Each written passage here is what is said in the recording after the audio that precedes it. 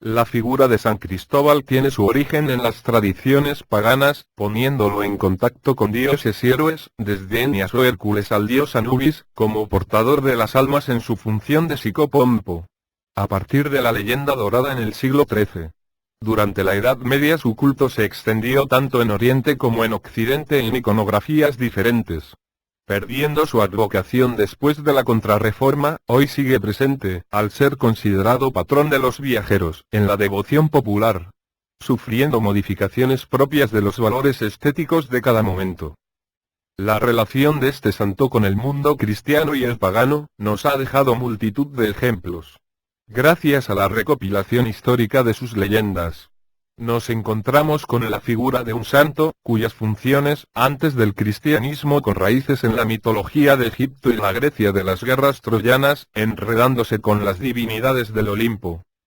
Leyendas sobre santos mártires de la primera época del cristianismo tienen paralelismo con los que fueron dioses y héroes paganos, próximos a la tradición cultural y por tanto fácilmente asimilables para los nuevos cristianos.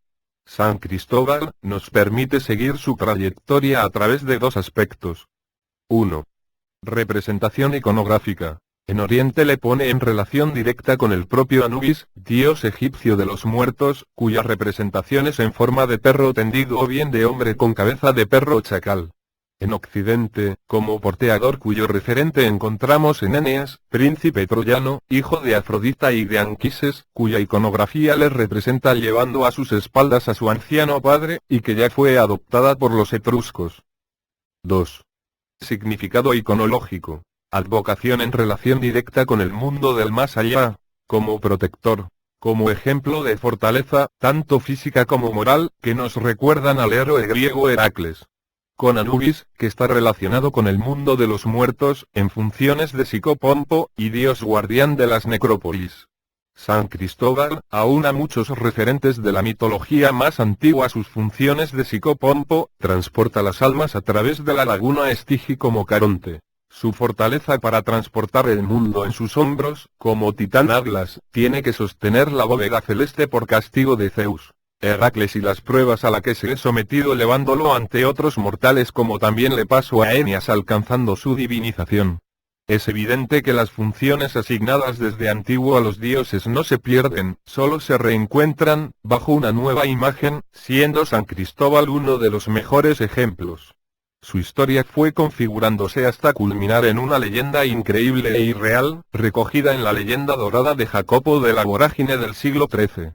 Esta mantendría su fuerza y devoción hasta la llegada de la Contrarreforma y el Concilio de Trento donde llegó a la decadencia. La Iglesia al depurar a sus santos, no puede permitir al protestantismo ningún ataque de superchería, y este santo tiene una procedencia confusa y fantástica.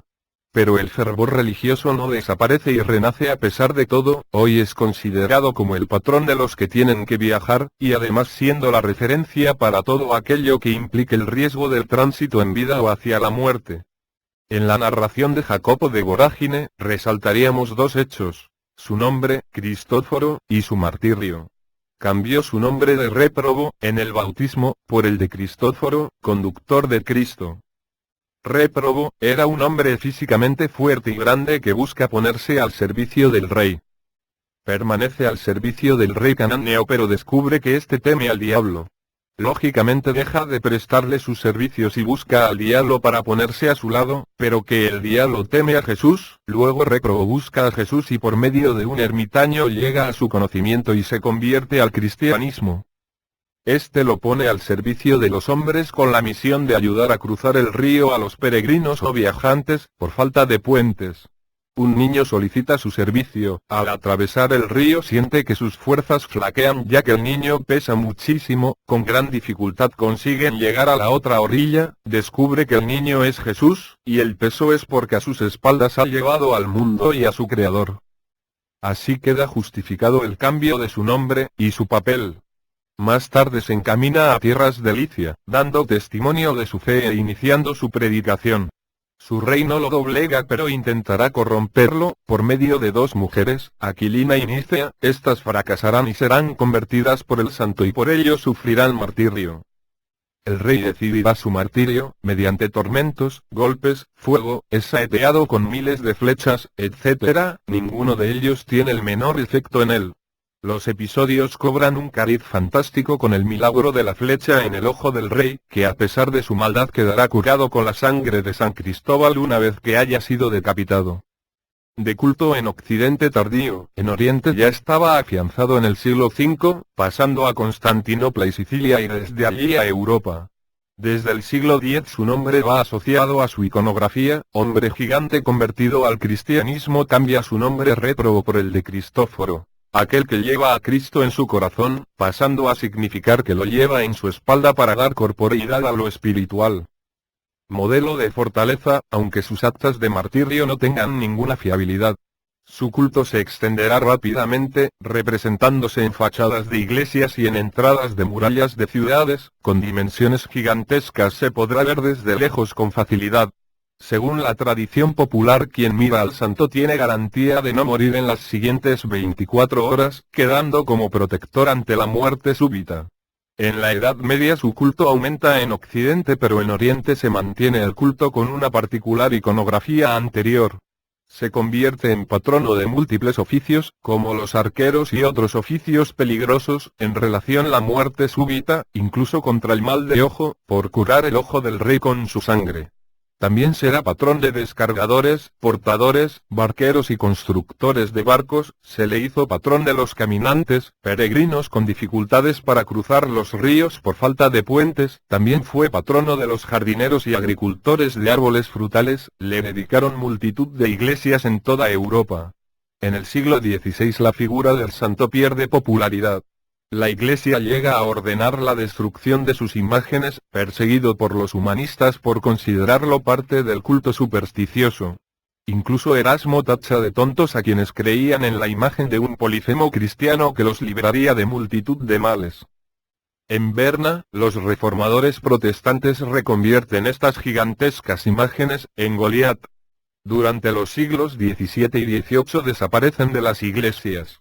Pero el hecho de convertirlo en patrono de los automovilistas ya en el siglo XX, dará un nuevo impulso a su culto y popularidad.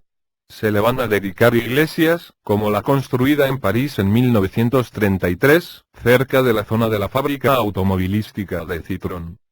Según las leyendas orientales el santo pertenecían a una tribu de antropófagos, con cabeza de perro, cinocéfalo, esto lo relacionaría con la cultura egipcia y el culto a Anubis, dios egipcio de los muertos, representado bien como hombre con cabeza de perro o chacal. Anubis desempeña en la religión egipcia la función de psicopompo, un ser encargado de conducir a las almas al reino de los muertos, a la otra vida. En el Museo Bizantino de Atenas encontramos una representación del santo de cabeza cinocéfala, pertenece a la escuela de Asia Menor confirmando su dualidad iconográfica que a su vez la pone en relación con tradiciones enraizadas desde muy antiguo en esa zona. No tengo ninguna duda de su identificación con el santo ya que su nombre viene escrito en la tabla. Cristóforo, incluso sus vestiduras obispales y la cruz potenzada y patriarcal en las manos le delatan. La imagen nos habla de un culto extendido entre el pueblo, aunque extraña al mundo occidental, estos elementos animalísticos con humanos no son frecuentes. La representación zoomórfica solo se encuentra en los tetramorfos, de los evangelistas, del Apocalipsis de San Juan, en animales, águila, león, buey, como tradición de los bestiarios medievales. En Occidente su representación iconográfica tendría raíces en el mundo pagano. San Cristóbal, portador de Cristo, o portador del mundo, nos pondría en relación con la mitología clásica. En la griega sin ir más lejos encontraríamos varios ejemplos entre sus dioses y héroes quedando contenido simbólico además de imagen iconográfica. Esto es lo que encontramos por ejemplo en el sarcófago del cónsul Junio Vaso del siglo IV BC. En el centro está el Cristo Maestro, joven, imberbe, al lado, Pedro y Pablo. Cristo representa la sabiduría. A los pies de Cristo, encontramos un personaje, de aspecto fornido y barbado sosteniendo el peso de la escena. Es Atlas, castigado por Zeus, sosteniendo el globo terráqueo. No olvidemos que San Cristóbal es el portador del mundo. El río con su simbología propia de vida y muerte, de paso de una orilla a otra, como paso de la vida a la muerte, nos lleva a relacionarlo con Caronte, barquero de los infiernos, que conduce a las sombras de los muertos de una otra orilla de los ríos que guardan los infiernos. El río Aqueronte, por el cual corren aguas amargas y cenagosas, el Styx, cuyas aguas negras y mordientes que corroían los más duros metales, daban 9 vueltas alrededor del infierno formando la laguna Estigia. Por esta juraban los dioses y no les era permitido quebrantar el juramento. El río Cócito, río cavernoso formado por las lágrimas de los desgraciados. El Flegetante, por el cual corrían llamas en lugar de agua, y por último el Leteo, que hacía olvidar lo pasado a cuantos bebían de sus aguas. No cabría en este caso hablar de una relación iconográfica directa entre ambos, ya que a Caronte siempre se le describe y aparece representado en barca. Si podemos encontrar a través de él un contenido iconológico aplicable a San Cristóbal, pues este es considerado un santo en relación tanto con la muerte como con el tránsito, recordemos que San Cristóbal es el santo al que se encomienda en caso de muerte súbita, así como el patrón de barqueros y constructores de barcos. Hermes, dios psicopompo, conductor de almas y patrón de viajeros, representado con el niño Dionisios, que transporta para ser criado por las ninfas. Hércules, héroe mitológico, hombre fornido, musculoso que transporta a Eros, dios del amor. Este nos llevaría al portador de Cristo. Eros sería el niño que el santo lleva al hombro. Asimismo algunas veces se le representará solo pero, generalmente, con el niño y otras en fondos lisos o incluidos en un paisaje, con río y la figura del ermitaño. Esta figura tiene una interesante interpretación ya que en un primer momento en las figuraciones de San Cristóbal no aparece, pero más adelante se le suele representar, casi siempre en un tamaño inferior al normal. Durante la Edad Media el ermitaño empieza a inscribirse en el paisaje y portando un candil o farol, aunque la representación sea de día, lo que podría simbolizar la luz de la fe cristiana. Asimismo forman parte del entorno por lo general tanto la cabaña del santo como la del ermitaño.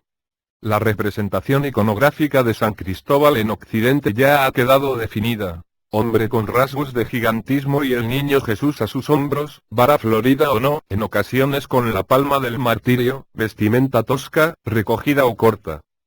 Mientras, en Oriente, continúan las representaciones del santo con cabeza de perro, como queda recogido en los museos de Sofía y Leningrado. San Cristóbal aparece en ella representado con atributos guerreros, la espada en la mano haciendo alusión a su primitiva condición de soldado pero, por supuesto, mantiene su aspecto cinocéfalo. En Occidente este culto entra en decadencia, aunque no ocurre lo mismo en Oriente, que sigue siendo representado hasta el siglo XIX. Desde el Concilio de Trento y la posterior Contrarreforma la Iglesia se preocupa de cuidar todo lo referente a sus santos y apartar la devoción de aquellos que por exceso de dudas o por ser producto de la devoción popular no se sometieran al rigor necesario. Esto, junto con la mejora en las condiciones de vida y la desaparición de las grandes pestes, harán decaer su culto y por tanto también su representación. En la actualidad su protección ya no es oficial, pues hace bastantes años que el Concilio Vaticano II lo eliminó del santoral, considerándolo una pura leyenda medieval. Aunque sea eliminado del santoral, la Iglesia autoriza su culto, así como la preservación de los modelos históricos. Seguro que muchos de ustedes lo habrán visto en forma de imán, en el salpicadero de algún coche, debido a su fama como patrón de los conductores, pero seguramente después de leer este artículo, tendrán otra visión de un santo que lo fue y que fue eliminado del santoral, por su origen pagano, pues como siempre los seres humanos, fabrican sus mitos a la vez que los destruyen, pero algo queda.